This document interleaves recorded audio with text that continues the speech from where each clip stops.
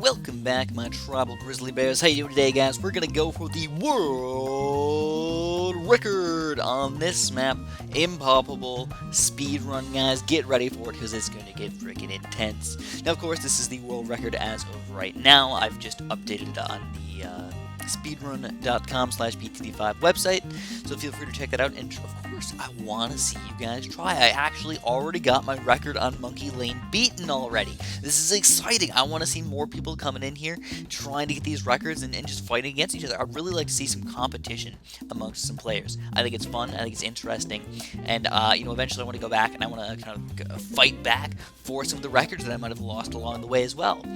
So that all being said, I'm going to talk to you guys a little bit about my strategy for today. I'm also going to tell you guys a really quick story, because I feel like it's just really nice to have some fun and interesting things happening throughout the day. I've also got a quick question for you guys. Alright, so for right now, I've got everything on regular speed, okay? This means that it's at 0% post-editing sped up. This is all real speed. This is exactly what you guys are seeing is what I was seeing when I was playing this game.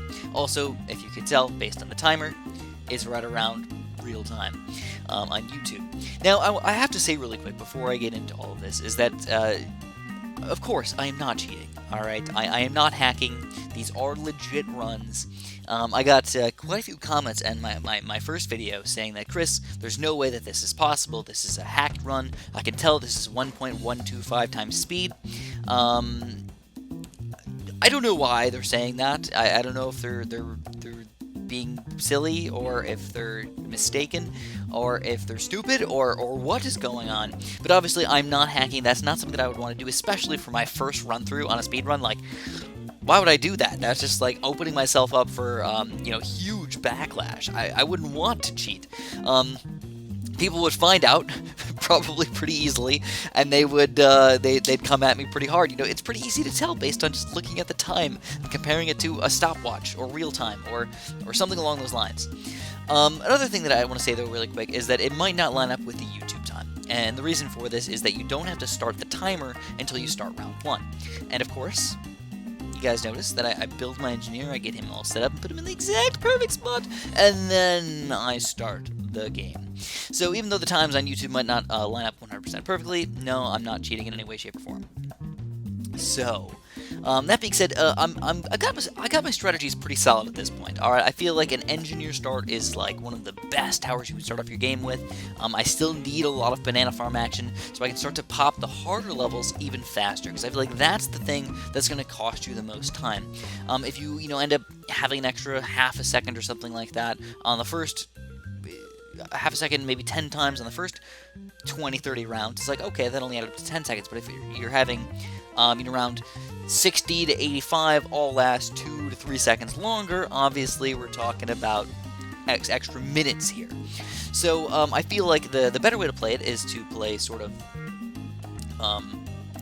casual in the early part of the game, and get more aggressive as you go later on. After you get your banana farm stuff, then you start spam a rama ding dong and these towers all over the place. Today I actually went for a different strategy. You guys will see it in a little while here, but I honestly don't think it was the most effective way that I could have done this. I think that going without this strategy would probably be more efficient, and I feel like somebody's probably going to end up beating my record on this map pretty easily.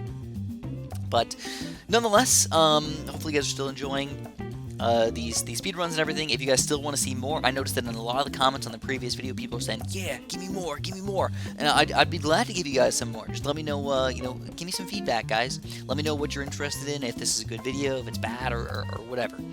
So, really quick story. This is actually a story that I've probably told at some point in my YouTube career, but it's been such a gosh darn long time that I doubt anybody remembers. All these weirder things about myself. But I'm actually going to tell you guys the story about the first time that I drove in snow.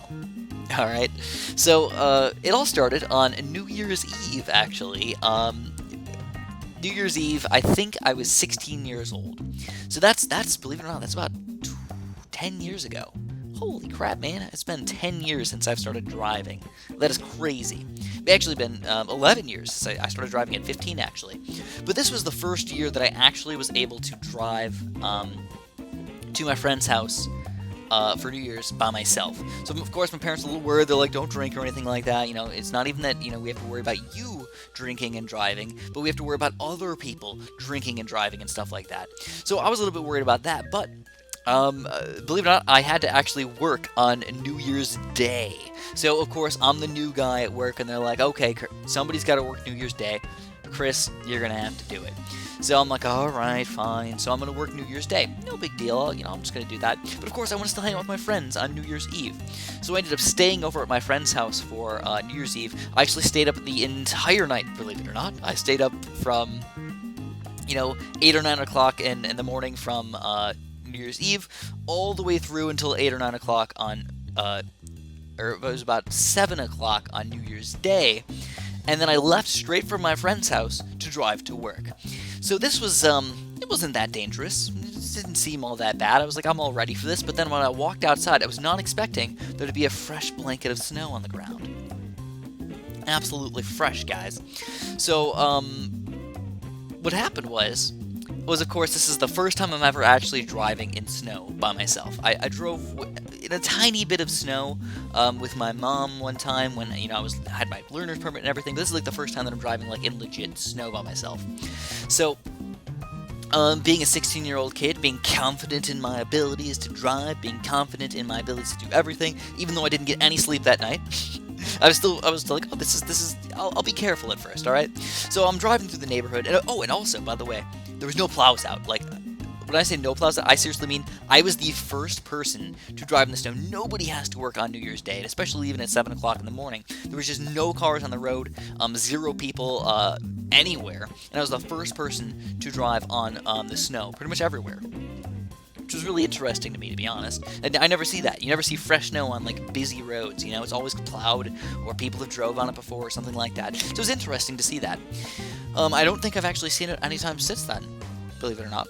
But anyways, I'm driving through my friend's neighborhood. I'm driving like 20 miles per hour or whatnot. I'm like, okay, I can deal with it. Actually, I started off at like 5 miles per hour. I'm like, okay, this is not bad. Okay, 10 miles per hour. How's my grip? I like turn the wheel a little bit. I'm like, I can drive perfectly fine. The snow's not bad at all. When I say blanket, by the way, I mean it was about 1.5 inches of snow. Like nothing too huge, all right? Just snow. It's just a nice little blanket of snow. Everything's clear and white and beautiful, right? So I finally get onto the, one of the main roads, right? And this thing, it's got a 45 mile per hour speed limit, so I'm like, okay, I'm gonna go, how about we'll start at 20. So I start going 5, 10, 15, 20, I'm like, this is not bad at all, man. My parents are always saying driving in the snow really, really sucks and stuff like that, but, I'm not having any issues here at all. So, you guys might be noticing something really quick, by the way. What is this, man? I'm getting wizard's ice. What am I doing? We're gonna go for a freaking temple, man. I wanted to try out this strategy to see if it's gonna work at all. And overall, I feel like it was okay, but you also have to like make sure you time it really, really well with the do it and actually upgrade him at the right time so you can continue to pop things while your guy's getting upgraded and everything. It was okay, but I'm just not sure if it's actually the most efficient way to do this. I think spamming other lower level towers is probably better. So anyways, again, this is the first road that I'm driving, and I'm like, 20, okay, no big deal. 25, like, alright, I'll keep on going a little higher. 30 miles per hour. I finally get up to about 30, and I'm like, this is probably my max, guys. I'm just gonna chill here for a little while. Anyways, I'm driving down this area, and there's like guardrails on both of the sides. This is right where there's like a giant swamp on both sides. Kind of hidden by a bunch of cattails and stuff like that, but I straight up my car just starts turning. I can't control it. My car just starts turning, and it just keeps on turning and turning and turning and turning, and I end up doing a full 360-degree turn in my car. And like I said, guardrails on both sides. I'm really, really afraid. Luckily, luckily there was nobody else on the road. And what that meant was I did the full 360, and I kept going forward during this process, so it looked like I just did a magical 360-degree, amazing, rock star Grand Theft Auto type drift back into my lane and kept driving. Of course, I slowed down a lot after that. I only drove 15 miles per hour the entire way, halfway, half speed and everything, but that was the first time I ever drove in the snow, and boy did I learn my lesson, guys. I learned never, ever, ever, drive really, really fast on fresh blankets of snow like that. Make sure it's at least plowed, and if it isn't, and plus, I have to point out that this was my older car, which did not have anti-lock brakes, okay? And that was another reason why it made it a little bit more difficult to do anything. I hit the brakes, but it's just my car just completely locked up and did the full 360. When I was done with that, I was just like, Am I still alive? Is this still working? What the heck is going on? I was kind of freaking out a little bit, you know. I'm like, I should have listened to my parents a little bit more. But it ended up going okay. Again, I learned my lesson. At least, you know, I did it while nobody was there. I got lucky. So be careful, man. I'm just pointing out, be careful, guys. In the future, if you ever have something like this happen, be ready for it. Anyways, we're just about to get our nice, delicious world record on rabbit holes up in here. Of course, if you guys enjoyed the video, make sure you press that like button for me and everything. Subscribe if you haven't. And of course, give me some input on what you guys like or dislike about these videos, okay? If you guys are having fun with them, awesome. If you're not liking them, let me know in the comments what I can do to make them a little bit better. And as you can tell, oh my gods get popped a little bit slow with this temple as well, which I was a little bit surprised about. I was expecting me to pop just a little bit faster. But thanks for watching, and of course, have a super duper delicious day.